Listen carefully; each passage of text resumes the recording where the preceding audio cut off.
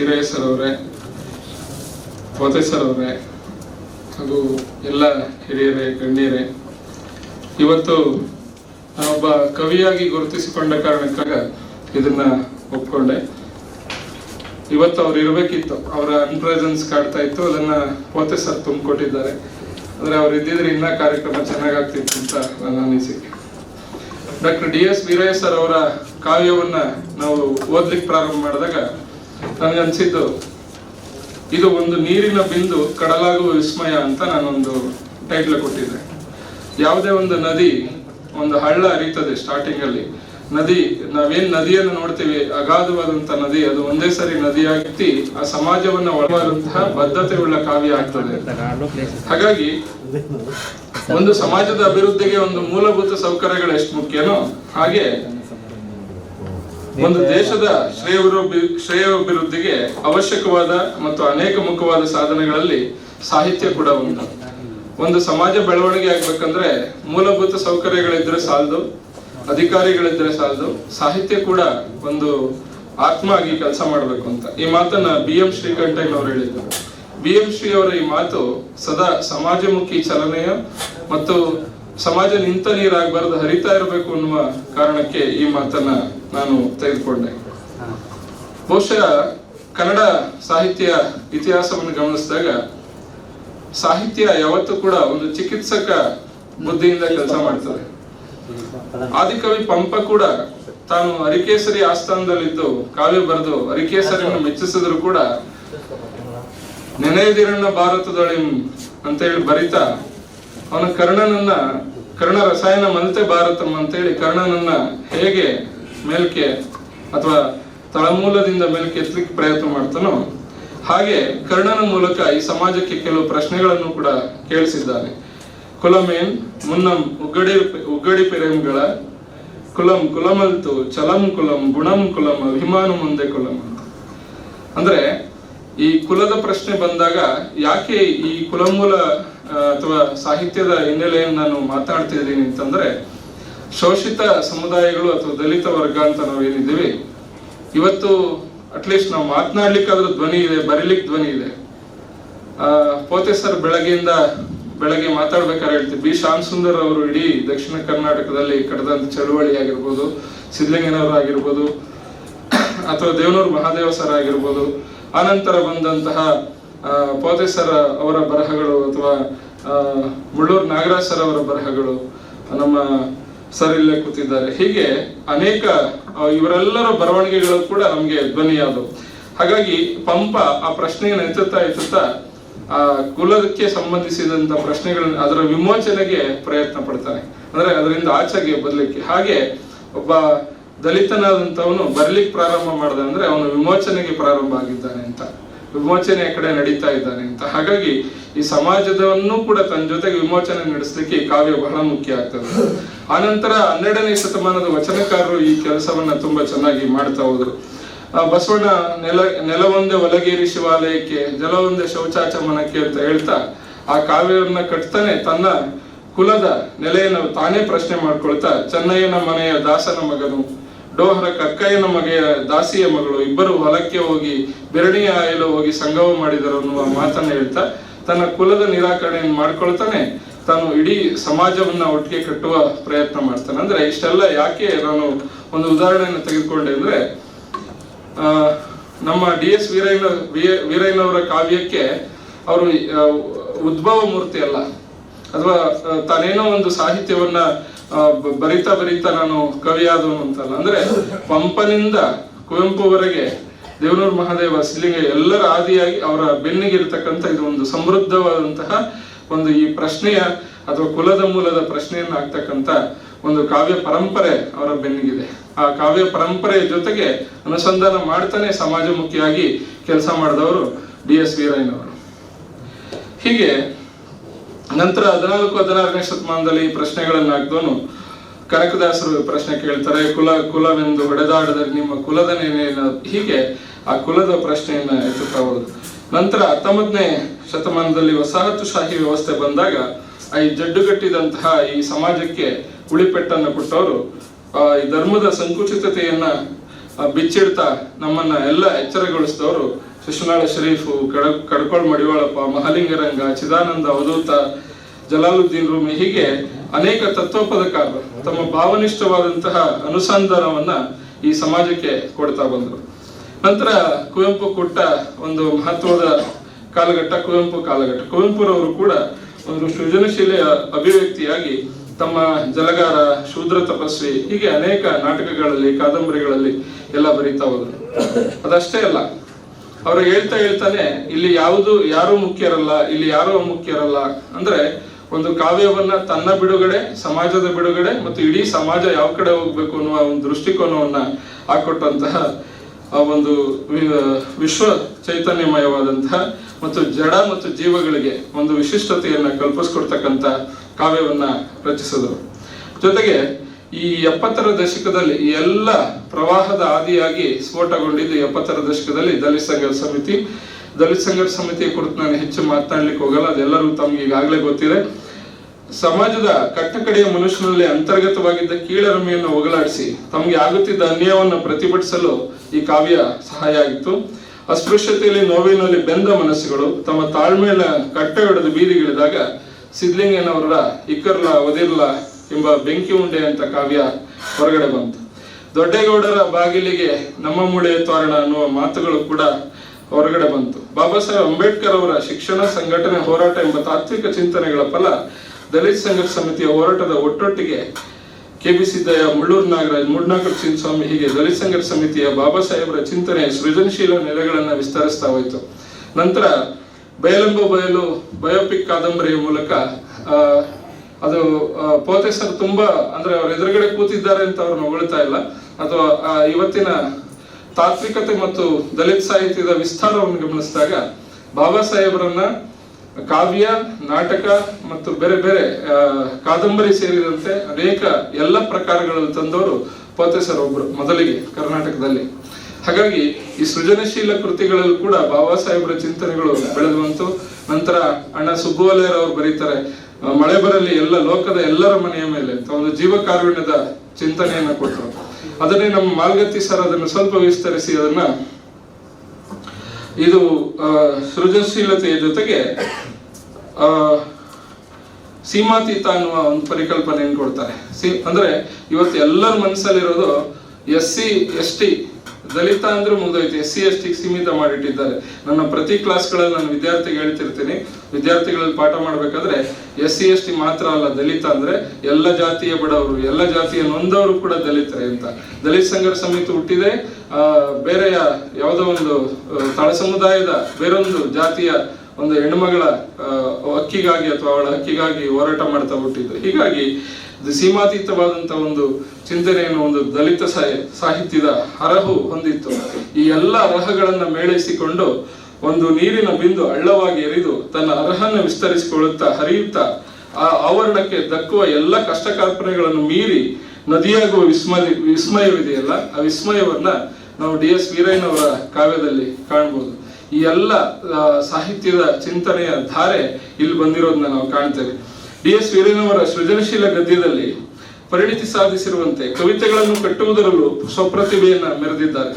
ಅವರು ಪ್ರಕಟಿಸಿರುವ ಗೆರೆಗಳು ಮತ್ತು ಬೇರುಗಳು ಎಂಬ 2 ಕವನ ಸಂಕಲನಗಳು ಕನ್ನಡ ಕಾವ್ಯದ ಚಾರಿತ್ರಿಕ ಸಂದರ್ಭದ ಹಿನ್ನೆಲೆಯಲ್ಲಿ ನಾವು ಗಮನಿಸಬೇಕಾಗುತ್ತದೆ ಎನ್ನುವ ಆಚಾರ್ಯ ಮಲ್ಲೇಪುರಂ ಅವರ ಮಾತು ವೀರಯ್ಯನವರ ಕಾವ್ಯದ ಅಧ್ಯಯನದ ಸಂದರ್ಭದಲ್ಲಿ ಅತ್ಯುತ್ತಮ ಪ್ರವೇಶಿಕೆಯನ್ನ ಕೊಡುತ್ತದೆ. ಪ್ರೊಫೆಸರ್ ಮಲ್ಲೇಪುರಂ ಗುರುಗಳು ಒಂದು ಪ್ರವೇಶಿಕೆ ಬರೀಬೇಕಾದ್ರೆ ಆ ಗೆರೆ ಮತ್ತು ಬೇರು ಮತ್ತು ಗೆರೆ ಎನ್ನುವ 2 ಕವನ ಸಂಕಲನಗಳ ಕುರಿತು ಅವರು ಹೇಳಿರ್ತಕ್ಕಂಥ ಒಂದು ಮಾರ್ಮಿಕವಾದ ಮಾತು ಮತ್ತು ಮುನ್ನುಡಿ ರೂಪದ ಮಾತು ಅದು ಅತ್ಯಂತ ಸೃಜನಶೀಲ ಕೃತಿಗೆ ಇರಬೇಕಾದಂತ ಒಂದು ಚೌಕಟ್ಟಿನ ಬಗ್ಗೆ ಅವರು ಹೇಳಿದ್ದಾರೆ. ನೋಡಿ, DS ವೀರಯ್ಯನವರ ಕಾವ್ಯದಲ್ಲಿ ಇರ್ತಕ್ಕಂಥ ಸೂಕ್ಷ್ಮತೆಯನ್ನ ಗಮನಿಸಿದಾಗ ಅವರು ಬರೀತಾರೆ, ಜೀವಮಾನವೆಲ್ಲ ಅವಮಾನವನ್ನ ನುಂಗಿ 100 ಕಷ್ಟಕೊಟ್ಟಲೆಗಳಿಗೆ ಬೆನ್ನ ಕಾಯಿಸಿದ ನಿನಗೆ ಸಿಗಲಾರದೆ ಎಂದಾದರೊಂದು ದಿನ ಶೀತಲ ಚಂದ್ರನ ತಂಪು. ಆ ಶೀತಲನ ಚಂದ್ರ ನಾವು ಎಲ್ಲ ರೊಮ್ಯಾಂಟಿಸೈಸ್ ಮಾಡಿದಂತ ಎಲ್ಲ ಕವಿಗಳಿಗೂ ಕೂಡ ಚಂದ್ರ ಹೆಂಡತಿಯಾಗಿ ಕಂಡ್ರೆ, ಚಂದ್ರ ಬೆಳದಿಂಗಳಾಗಿ ಕಂಡ್ರೆ, ನನ್ನಂತ ಒಂದು ಅಲೆಮಾರಿ ಸಮುದಾಯಕ್ಕೆ ಚಂದ್ರ ರೊಟ್ಟಿಯಾಗಿ ಕಾಣ್ತಾನೆ ಅಥವಾ ಒಂದು ಅನ್ನದ ತಟ್ಟೆಯಾಗಿ ಕಾಣ್ತಾನೆ ಚಂದ್ರ, ನನ್ನ ಕುಲದ ಪ್ರಶ್ನೆ ಬಂದಾಗ. ಆದ್ರೆ DS ವೀರಯ್ಯನವರು ಆ ಚಂದ್ರನ ತಂಪು ಎಂದಾದ್ರೂ ಒಂದಿವಸ ನಿನ್ ಸಿಗ್ಲಾರ್ದ ತಂಪನ್ನು ನಿನ್ನದಾಗಿಸ್ಕೊಳಕ್ ಸಾಧ್ಯ ಆಗುತ್ತಾ ಅನ್ನುವ ಆ ಒಂದು ಮಾನವೀಯತೆಯ ಒಂದು ಜೀವಕಾರುಣ್ಯದ ಸ್ಪರ್ಶವನ್ನ ತಮ್ಮ ಕಾವ್ಯಗಳಲ್ಲಿ ಹೊಂದಿದ್ದಾರೆ ಅನ್ನೋದು ಬಹಳ ಸೀಮಾತೀತ ಪರಿಕಲ್ಪನೆ ಅನ್ನುವ ವಿಚಾರಕ್ಕೆ ಬಂದಾಗ ಅದಕ್ಕೆ ಸರಿ ಹೊಂದುತ್ತೆ ಅಂತ ನಾನಾದ್ರೂ ಅನ್ಕೊಂಡಿದ್ದೇನೆ. ನಂತರ ಅವರು ಬರೀತಾರೆ, ಮನದ ಕೊಡಲಿಯ ಮಸೆದು ಜಾತಿಯ ಆಲವ ಕಡಿದು ಬೆಳೆಸಿರಿ ಮಾನವತೆಯ ಮರವ. ಅವ್ರು ಹೇಳ್ತಾರೆ ಜಾತಿಯ ಆಲ ಕಡಿಬೇಕು, ಈಗಾಗಲೇ ಮರವಾಗಿ ಬೆಳೆದಿದೆ, ಈ ಯಾವ ಮರವನ್ನ ಬೆಳೆಸಿ ಅಂತ ಹೇಳ್ತಾ ಇದ್ದಾರೆ. ಈಗಾಗಲೇ ಮರವಾಗಿರ್ತಕ್ಕಂಥ ಆಲದ ಮರವನ್ನು ಕಡಿಬೇಕು ಅಂದ್ರೆ ಜಾತಿಯ ಮರ, ಜಾತಿಯ ಆಲದ ಬೇರುಗಳಲ್ಲಿ ಬಿಟ್ಟಿದಾವಲ್ಲ ಅದನ್ನ ಕಡಿಬೇಕು ಅಂತ. ಆ ಕಡಿತಾನೆ ಇನ್ನೊಂದು ಮರ ನೆಡಬೇಕು. ಯಾವ್ದದು? ಮಾನವೀಯತೆ ಮರ, ಮನುಷ್ಯತ್ವದ ಮರ. ಅದನ್ನೇ ಪಂಪನ ಮನುಷ್ಯ ಜಾತಿ ತಾನೊಂದೇ ಒಲಂ, ಅಥವಾ ಕುವೆಂಪುನವರ ಮನುಷ್ಯ ವಿಶ್ವಮಾನವ ಸಂದೇಶ, ಇಲ್ಲಿ ಯಾರು ಮುಖ್ಯರಲ್ಲ, ಇಲ್ಲಿ ಯಾರು ಮುಖ್ಯರಲ್ಲ ಅನ್ನುವ ಮಾತು ಎಲ್ಲವೂ ಕೂಡ ಇವರ ಕಾವ್ಯಗಳಲ್ಲಿ ಸೂಕ್ಷ್ಮತೆಯನ್ನ ಕಟ್ಟಿಕೊಡ್ಲಿಕ್ಕೆ ಹಿನ್ನೆಲೆಯಾಗಿ ಮತ್ತು ಅನುಭವದ ಪೂರ್ವಕವಾಗಿ ಬಂದಿದೆ ಅಂತ ನಾನಾದ್ರೂ ಭಾವಿಸಿದ್ದೇನೆ. ನೋಡಿ, ಕುವೆಂಪು ಒಂದು ಮಾತು ಹೇಳ್ತಾರೆ, ಪ್ರತಿಯೊಂದು ವಸ್ತುವಿನಲ್ಲಿಯೂ ಪ್ರತಿಯೊಬ್ಬ ವ್ಯಕ್ತಿಯಲ್ಲಿಯೂ ವಿಶಿಷ್ಟತೆ ಉಂಟು. ಪಿಂಡಾಂಡ ಎಷ್ಟು ವಿಶಿಷ್ಟವೋ ಬ್ರಹ್ಮಾಂಡವೂ ಅಷ್ಟೇ ವಿಶಿಷ್ಟ. ಕಾವ್ಯದ ಮುಖ್ಯ ಪ್ರಯೋಜನ ವಿಶಿಷ್ಟತಾ ಅನುಭವ. ಸಾಮ್ಯತೆಯಲ್ಲಿಯೂ ಅತ್ಯಂತ ವಿಶಿಷ್ಟವಾದದ್ದನ್ನು ಕಾವ್ಯ ಅನುಭವಕ್ಕೆ ತಂದು ಕೊಡುತ್ತದೆ. ಅವ್ರು ಹೇಳ್ತಾರೆ, ಈ ಒಂದು ಸಾಲನ್ನ ನೋಡಿ ಇಲ್ಲಿ ಗುರುತಿಸಬಹುದು ಅಂತ. DS ವೀರಯ್ಯನವರು ಕುವೆಂಪುರವರ ಈ ಸಾಲಿಗೆ ಎಷ್ಟು ಹತ್ತಿರವಾಗಿದೆ. ಕುವೆಂಪುರ DS ವೀರಯ್ಯನವರ ಕಾವ್ಯ ಅಂದ್ರೆ, ಎಳೆಯ ಬಿಸಿಲಿಗೆ ಹೊಳೆವ ಹಿಮವೇ, ಎಳೆಯ ಬಿಸಿಲಿಗೆ ಹೊಳೆವ ಹಿಮವೇ, ಜಂಬದಿ ತುಳುಕುವ ತೆನೆಗಳ ಸಾಲೆ, ಆಗಸದಿ ಹಾರುವ ಹಕ್ಕಿಗಳ ಮಾಲೆ, ನಿಮಗಿಲ್ಲ ಅಂತರ ನಮಗೇಕಿ ಅಂತರ. ಅಂದ್ರೆ ಈ ಒಂದು ಕಾವ್ಯದ ರಮ್ಯತೆಯೊಳಗೆ ಇರ್ತಕ್ಕಂಥ, ರಮ್ಯತೆಯನ್ನು ಹೇಳ್ತಾನೆ ಆ ಸಂಕಟವನ್ನು ಕೂಡ ಹೇಳ್ತಕ್ಕಂಥ ಒಂದು ವಿಶಿಷ್ಟತೆ ಕುವೆಂಪುರವರ ಹೇಳ್ತಕ್ಕಂಥ ಕಾವ್ಯ ಪ್ರಯೋಜನವನ್ನು ಕುರಿತು ಹೇಳಿದ ಕುವೆಂಪುರವರ ಮಾತುಗಳು ಇದಕ್ಕೆ ಸಾಕ್ಷಿಯಾಗಿ ಮತ್ತು ಅದಕ್ಕೆ ಪೂರಕವಾಗಿ ಬಂದಿರೋದು. ಅದು ಕಾಕತಾಳೀಯವಲ್ಲ, ಅವರ ಅನುಭವದ ಕಾರಣಕ್ಕಾಗಿ, ಅವರ ಅನುಭವಜನ್ಯವಾದ ಕಾವ್ಯಕ್ಕೆ ಮಾತ್ರ ಅಂತ ಶಕ್ತಿ ಇರ್ತದೆ. ನೀವು ಯಾವುದೇ ಪ್ರಶಸ್ತಿಗಳನ್ನು ಅಥವಾ ಪೋಸ್ಟ್ಗಳನ್ನ, ಅಥವಾ ನಾನು ಮೇಸ್ಟರ್ ಆಗ್ಬೇಕು ಅಂದ್ರೆ ಒಂದು ವಿಶ್ವವಿದ್ಯಾಲಯ ಸರ್ಟಿಫಿಕೇಟ್ ಬೇಕಾಗ್ತದೆ, ಅಥವಾ ನೀವು ಲಾಯರ್ ಆಗ್ಬೇಕಂದ್ರೆ ಒಂದು ಸರ್ಟಿಫಿಕೇಟ್ ಬೇಕು. ಕವಿ ಆಗ್ಲಿಕ್ಕೆ ಸರ್ಟಿಫಿಕೇಟ್ ಬೇಕಾಗಿಲ್ಲ. ಸಮಾಜ ಒಬ್ಬ ಕವಿಯನ್ನು ಸೃಷ್ಟಿ ಮಾಡ್ತದೆ. ಒಬ್ಬ ಸಮಾಜಕ್ಕೆ ಮಾತ್ರ ಶಕ್ತಿ ಇದೆ. ತುಂಬಾ ಜನ ಹೇಳ್ಬೋದು, ತುಂಬಾ ಜನ ಬರಿತಾ ಇದ್ದಾರೆ ಅಂತ. ಎಷ್ಟೇ ಜನ ಬರೆದ್ರು ಕೂಡ ಕಾಲ ಮತ್ತು ಸಮಾಜ ಕೆಲವ್ರನ್ನ ಮಾತ್ರ ಉಳಿಸ್ಕೊಂತದೆ. ಅಂತ ಗಟ್ಟಿ ಕವಿಗಳಲ್ಲಿ DS ವೀರಯ್ಯನವರು ಕೂಡ ಒಬ್ರು ಅನ್ನೋದಕ್ಕೆ ನಂಗೆ ತುಂಬಾ ಸಂತೋಷ ಆಗುತ್ತೆ. ನಂತರ ಅವರ ಹೋರಾಟಗಳಲ್ಲಿ ಸಾರ್ವತ್ರಿಕವಾಗಿಯೂ ಏಕಕಾಲದಲ್ಲಿ ತಾನು ಏಕಾಂಗಿಯೂ ಆಗಿ ಬದುಕಿನ ಮೂಲವಾದ ಅನ್ನದ ನೆಲೆಯನ್ನ ಅದನ್ನು ದಕ್ಕಿಸಿಕೊಳ್ಳುವ ದಾರಿಯಲ್ಲಿ ತಾನು ಪ್ರಶ್ನೆಗಳ ಮೂಲಕವೇ ಜಗತ್ತಿನೊಂದಿಗೆ ಅನುಸಂಧಾನ ನಡೆಸುತ್ತಾರೆ. DS ವೀರಯ್ಯನವರು ಬಹುಮುಖ ಪ್ರತಿಭೆಯುಳ್ಳ ವ್ಯಕ್ತಿ. ಅವರು ಚತುರ್ಮುಖ ಸಾಹಸಿ ಎನ್ನುವ ಆಚಾರ್ಯ ಮಲ್ಲೇಪುರಂ ಅವರ ಮಾತು ವೀರಯ್ಯನವರ ಕಾವ್ಯದ ಒಳಸೋಳಿಗಳನ್ನ ಅನುರಣನಗೊಳಿಸಿದೆ. ಎಲ್ಲರಂತೆ ಕಾವ್ಯದ ಮೂಲಕವೇ ಪ್ರಾರಂಭವಾದ ಅವರ ಪ್ರತಿಭಟನೆ ಸಾಹಿತ್ಯ ಮುಖಿಯಾಗಿ, ಸಮಾಜಮುಖಿಯಾಗಿ, ರಾಜಕೀಯ ಮುಖಿಯಾಗಿ ಮತ್ತು ರಾಷ್ಟ್ರಮುಖಿಯಾಗುವ ವಿಶಿಷ್ಟತೆಯನ್ನ ಕಟ್ಟಿಕೊಡುತ್ತದೆ.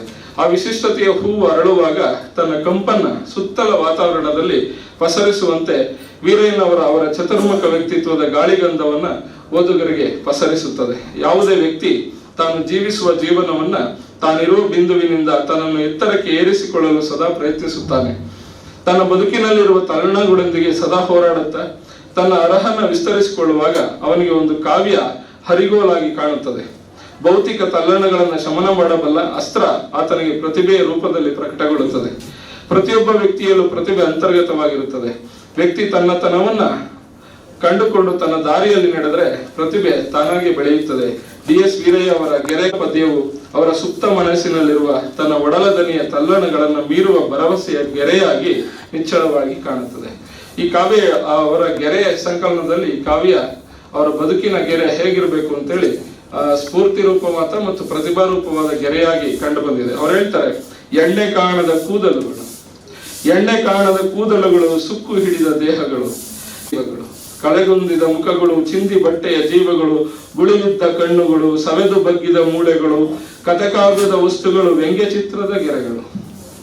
ಯಾವುದೇ ಒಂದು ವ್ಯಂಗ್ಯಚಿತ್ರ ಅದು ಕಥೆಯಾಗಿ ನಮ್ಮೊಳಗಡೆ ಅನುರಣನಗೊಳ್ಬೇಕಾದ್ರೆ ಈ ಎಲ್ಲ ಅನುಭವ, ಕಳೆಗುಂದಿದ ಮುಖ, ಸುಕ್ಕು ಹಿಡಿದ ದೇಹ, ಚಿಂದಿ ಬಟ್ಟೆಯ ಜೀವ, ಗುಳಿ ಬಿದ್ದ ಕಣ್ಣು, ಸವೆದು ಬಗ್ಗಿದ ಮೂಳೆ, ಇವನ್ನೆಲ್ಲ ಕಾಣ್ಲಿಕ್ಕೆ ಒಂದು ಅಂತಃಕರಣ ಬೇಕು. ನೋಡ್ಲಿಕ್ಕೆ ಒಂದು ಒಳಗಣ್ಣು ಬೇಕು. ಅದಕ್ಕೆ ಬೇಂದ್ರೆ ಒಂದು ಮಾತು ಹೇಳ್ತಾರೆ, ನೋಡುವುದು ಬೇರೆ, ಕಾಣುವುದು ಬೇರೆ ಅಂತ. ಬೇಂದ್ರೆಯವರನ್ನ ಓದ್ಕೊಂಡಾಗ ಬೇಂದ್ರೆಯವರ ಕಷ್ಟದ ಬದುಕಿದೆಯಲ್ಲ, ಬಡತನದ ಬದುಕು, ಯಾವ ದಲಿತನಿಗೂ ಏನ್ ಕಡಿಮೆ ಇಲ್ಲ ಬೇಂದ್ರೆ ಪಟ್ಟಂತ ಕಷ್ಟ. ನೋಡುವುದು ಬೇರೆ, ಕಾಣುವುದು ಬೇರೆ ಒಂದು ದರ್ಶನ. ಹಾಗೆ ಆ ಒಂದು ದರ್ಶನ ಕಾರಣಕ್ಕಾಗಿ ಆ ದಾರ್ಶನಿಕತೆಯ ಕಾರಣವೂ ಕೂಡ ಈ ಕಾವ್ಯದೊಳಗಡೆ ಸೇರಿರೋದು ಈ ಸಮಾಜವನ್ನು ನೋಡುವ ಅಂತಃಕರಣದ ಕಾವ್ಯವನ್ನ ಕಂಡಾಗ ಮಾತ್ರ ಅದು DS ವೀರಯ್ಯನವರಂತ ಹೋರಾಟಗಾರರಿಗೆ ಅಥವಾ ಪೋತೆ ಸರ್ಗೆ ಅಥವಾ ನಮ್ಮ ಸೋಮಶೇಖರ್ ಅಪ್ಗೆರೆ ಸರ್ಗೆ ಅಥವಾ ಸುಬ್ಬಣ್ಣ ಅವ್ರಿಗೆ, ಸುಬ್ಬು ಒಲೆಯಾರ್ ಅವ್ರಿಗೆ ಅಥವಾ ಬೇರೆ ನನ್ನಂತ ಈ ಹೊಸ ತಲೆಮಾರಿನ ಎಲ್ಲ ಕವಿಗಳಿಗೆ, ಬರಹಗಾರರಿಗೆ ಕಾಣ್ಲಿಕ್ಕೆ ಸಾಧ್ಯ ಆಗೋದು ಈ ದಲಿತ ಸಾಹಿತ್ಯದ ಕಾರಣಕ್ಕೆ ಅಂತ. ಹಾಗೆ ಗೆರೆ ಎನ್ನುವ ಪದವೇ ಒಂದು ರೂಪಕ. ಸಮಾಜದಲ್ಲಿ ಮನುಷ್ಯನಾಗಿ ಬಾಳಲು ಸಾಧ್ಯವಿಲ್ಲದಿರುವಾಗ ಶೋಷಣೆಗೆ ಒಳಪಟ್ಟ ಜನರಿಗೆ ಈ ಗೆರೆಗಳು ಶೋಷಕರ ಅಸ್ತ್ರಗಳಾಗಿ ಸ್ಪಷ್ಟವಾಗಿ ಕಾಣುತ್ತದೆ. ಸಮಾಜ ಮೇಲ್ನೋಟಕ್ಕೆ ಎಲ್ಲರೂ ಒಂದೇ ಎಂದು ಸಾರುತ್ತಿದ್ದರೂ ಮಾನಸಿಕವಾಗಿ ಸಮುದಾಯಗಳ ನಡುವೆ, ವ್ಯಕ್ತಿಗಳ ನಡುವೆ ಜಾತಿ, ಹಣ, ವರ್ಗ, ವರ್ಣದ ಗೆರೆಗಳು ಮನುಷ್ಯವನ್ನ ಬೇರ್ಪಡಿಸಿದ್ದಾರೆ. ಈ ಗೆರೆಗಳು ಎಲ್ಲರ ನಡುವೆ ಗೆರೆಗಳಾಕೊಂಡಿದ್ದೇವೆ. ಅದನ್ನೇ GSS ಗೋಡೆಗಳು ಅಂತ ಬರಿತಾ ಹೋಗ್ತಾರೆ. ಅಹಂಕಾರದ ಗೋಡೆಗಳು ಜೊತೆಗೆ ವರ್ಗ, ವರ್ಣ, ಜಾತಿ ಇವೆಲ್ಲವನ್ನು ಕೂಡ ನೋಡಿದಾಗ ಇವತ್ತಿಗೂ ಕೂಡ ನಮ್ಮ ಕೋಲಾರದಲ್ಲಿ ಒಂದು ಹೆಣ್ಮಗಳು, ದಲಿತ ಹೆಣ್ಮಗಳು ನೀರ್ ಮುಟ್ಟಿದ್ಲು, ಒಂದು ಟ್ಯಾಂಕ್ ಅಲ್ಲಿ ನೀರ್ ಕುಡಿದ್ಲು ಅಂತ ಇಡೀ ಟ್ಯಾಂಕ್ ಅನ್ನು ಖಾಲಿ ಮಾಡಿಸೋದಕ್ಕೆ ಒಂದು ಸಗಣಿ ನೀರು ಹಾಕ್ತಾರೆ. ಅಂತ ಕ್ರೌರ್ಯ. ಜೊತೆಗೆ ಒಬ್ಬ ದೇವ್ರ ಕೋಲ್ ಮುಟ್ಟದ ಅಂತ ಒಬ್ಬ ಸಣ್ಣ ಹುಡುಗ ಚಿಕ್ಕ ಹುಡುಗರು ಎಲ್ಲ ದೇವ್ರ ಸಮಾನ ಅಂತ ನಾವು ಭಾವಿಸಿದಂತ ಕಾಲಘಟ್ಟದಲ್ಲಿ ನಾವೆಲ್ಲ ವಿಶಾಲವಾಗಿ ಯೋಚನೆ ಮಾಡ್ತಿದ್ರೆ ಒಂದು ಸಮುದಾಯ ಅದನ್ನ ಅವನ ದೇವ್ರ ಕೋಲ್ ಮುಟ್ಟಿದ್ದೆ ತಪ್ಪು ಅಂತೇಳಿ ಅವ್ರನ್ನ ಹೊರಗಡೆ ಈ ಸಮಾಜದಿಂದ ಬಹಿಷ್ಕಾರ ಆಗ್ತಕ್ಕಂತ ಒಂದು ಅಮಾನವೀಯ ಕೃತ್ಯಗಳನ್ನ ಇವತ್ತು ಕೂಡ ಕಾಣ್ತಿದ್ದೇವೆ. ಜೊತೆಗೆ ನಾನು ಇನ್ನೊಂದು ಏನಪ್ಪಾ ಅಂದ್ರೆ, ನಾವು ದಲಿತರು ಕೂಡ ನಾವೇನು ಓದ್ಕೊಂಡು ಬರ್ಕೊಂಡೇನಿದ್ದೀವಿ, ನಮ್ಮ ಹೊಸ ತಲೆಮಾರಿನ ದಲಿತ ಪೀಳಿಗೆ ಆಗಿರ್ಬೋದು, ಬರಿತಾ ಇರೋರಾಗಿರ್ಬೋದು, ಕಾವ್ಯವನ್ನು ಬರೆಯೋದ್ರ ಜೊತೆಗೆ ಕಾವ್ಯವನ್ನು ಬದುಕಬೇಕು ಅನ್ನೋದು ಕೂಡ ನನ್ನ ಆಸೆ. ಯಾಕೆಂದ್ರೆ ನಾವು ತುಂಬಾ ಚೆನ್ನಾಗಿ ಕಾವ್ಯವನ್ನ ಬರೆದು ಬದುಕಲಿಲ್ಲ ಅಂದ್ರೆ ಅದಕ್ಕೆ ಬೆಲೆ ಬರೋದಿಲ್ಲ. ಹಾಗಾಗಿ DS ವೀರಯ್ಯನವರ ಕಾವ್ಯ ಯಾಕೆ ವಿಶಿಷ್ಟವಾಗಿದೆ ಅಂದ್ರೆ ಅವರು ಬದುಕಿದ್ದಾರೆ. ಹಾಗೆ ಬದುಕಿ ಬರೆದ ಕಾರಣಕ್ಕಾಗಿ ಅದರ ಗೆರೆಗಳನ್ನು ನೋಡ್ಲಿಕ್ಕೆ ಸಾಧ್ಯ ಆಗಿದೆ. ನಂತರ ಸಮಯ ಮೀರ್ತಾ ಇದೆ, ಖಂಡಿತ ಅರ್ಥ ಆಗ್ತಾ ಇದೆ, ಬೇಸರ ಮಾಡ್ಕೋಬೇಡಿ. ಇನ್ನೊಂದು ಮಾತನಾಡಿ ನನ್ನ ಮಾತನ್ನು ಮುಗಿಸ್ತೇನೆ. ಅವರು ಇನ್ನೊಂದು ಕಾವ್ಯವನ್ನ ಉಲ್ಲೇಖ ಮಾಡ್ತಾ ಇದ್ದೇನೆ. ಬಿರಿದ ಭೂಮಿಗೆ, ಸಿಟ್ಟೆದ್ದ ಸಮುದ್ರಕ್ಕೆ, ರೊಚ್ಚೆದ್ದ ಗಾಳಿಗೆ ಮೈಯೊಡ್ಡಿದ್ದ ನಿನ್ನ ಉಕ್ಕಿನ ಮೈಯನ್ನು ಕೊಡವಿ ಬಾ. ಎಲ್ರು ಕೂಡ ಉಕ್ಕಿನ ಮೈಯನ್ನ ಪಡೆದುಕೋ ಅಂದ್ರೆ ಕೊಡವಿ ಬಾ ಅಂತಾರೆ. ಇದು ದಲಿತ ಸಾಹಿತ್ಯದ ವಿಶಿಷ್ಟ ಚಿಂತನೆ. ಇದನ್ನ ಅರ್ಥ ಮಾಡ್ಕೊಳ್ಬೇಕಾಗಿದೆ. ಅದಕ್ಕೆ ನಾನು ಕರುಣಾಳು ಕತ್ತಲೆಗೆ ವಂದಿಸುತ್ತಾ ಅಂತ ಒಂದು ಕಾವ್ಯ ಬರೆದೆ. ಅಂದ್ರೆ ಎಲ್ಲರೂ ಬೆಳಕನ್ನ ತಾಯಿ ಅಂದ್ರೆ ನಾವು ಕತ್ತಲೆಯನ್ನ ತಾಯಿ ಎನ್ನುವ ಒಂದು ಮಮಕಾರವನ್ನ ದಲಿತ ಸಾಹಿತ್ಯ ಕಟ್ಕೊಡುತ್ತೆ. ಹಾಗೆ ಬಿರಿದ ಭೂಮಿಗೆ, ಸಿಟ್ಟೆದ್ದ ಸಮುದ್ರಕ್ಕೆ, ರೊಚ್ಚೆದ್ದ ಗಾಳಿಗೆ ಮೈಯೊಡ್ಡಿದ್ದ ನಿನ್ನ ಉಕ್ಕಿನ ಮೈಯೊಮ್ಮೆ ಕೊಡವಿ ಬಾ. ಹೀಗೆ ಎಲ್ಲ ದಲಿತ ಸಾಹಿತ್ಯದ ಬೇರುಗಳನ್ನ ಮತ್ತು ಈಗ ಬರಿತಾ ಇರ್ತಕ್ಕಂಥ ಮತ್ತು ಇಡೀ ಸಮಾಜಮುಖಿಯಾದಂತಹ ಚಿಂತನೆಗಳನ್ನ ಬಾಬಾ ಸಾಹೇಬ್ ಹೋರಾಟದ ದಾರಿಯಲ್ಲಿ ಸಾಹಿತ್ಯವನ್ನು ಸೇರಿದಂತೆ ತಮ್ಮ ಮಾನವೀಯತೆಯ ನುಡಿಗಳೊಂದಿಗೆ ಸೇರಿಸಿ ಬೆರೆಸಿ ಕಾವ್ಯವನ್ನ ಬರೆದು ಮತ್ತು ಬದುಕಿದವರು DS ವೀರಯ್ಯನವರು. ಈ ಕಾವ್ಯವನ್ನ ಓದ್ಲಿಕ್ಕೆ ಅನುವು ಮಾಡಿಕೊಂಡಂತ ನನ್ನ ಗುರುಗಳಿಗೆ ಮತ್ತು ಕಾವ್ಯವನ್ನು ಓದಿಸಿ ಬರೆಸಿದ ಶಾರದಾ ಮೇಡಮ್ ಅವರಿಗೆ ಮತ್ತು ದುರ್ಗಾ ಪ್ರವೀಣ್ ಸರ್ ಅವರಿಗೆ ಮತ್ತು ಜಯಲಲಿತಾ ಮೇಡಮ್ ಅವರಿಗೆ ಮತ್ತು ಇಲ್ಲಿ ಬಂದಾಗೆಲ್ಲ ತುಂಬಾ ಪ್ರೀತಿಯಿಂದ ಬರಮಾಡಿಕೊಳ್ಳುವ ನನ್ನೆಲ್ಲ ವ್ಯಾಸ ಮತ್ತು ಸೇರಿದಂತೆ ಎಲ್ಲ ನನ್ನ ವಿದ್ಯಾರ್ಥಿ ಮಿತ್ರರಿಗೆ ಮತ್ತು ಎಲ್ಲ ಸಹೋದ್ಯೋಗಿಗಳು ವಂದಿಸುತ್ತಾ, ಇಲ್ಲೇನಾದ್ರೂ ನಾನು ಮಾತಾಡಿ ತುಂಬಾ ಅತಿಯಾಗಿತ್ತು ಅಂದ್ರೆ ಅದಕ್ಕೆ ಕ್ಷಮಿಸಿ, ಸರಿಯಾಗಿತ್ತು ಅಂದ್ರೆ ದಯವಿಟ್ಟು ಮನ್ನಿಸ್ಬೇಕು ಅಂತ ಹೇಳ್ತಾ ನನ್ನ ಮಾತು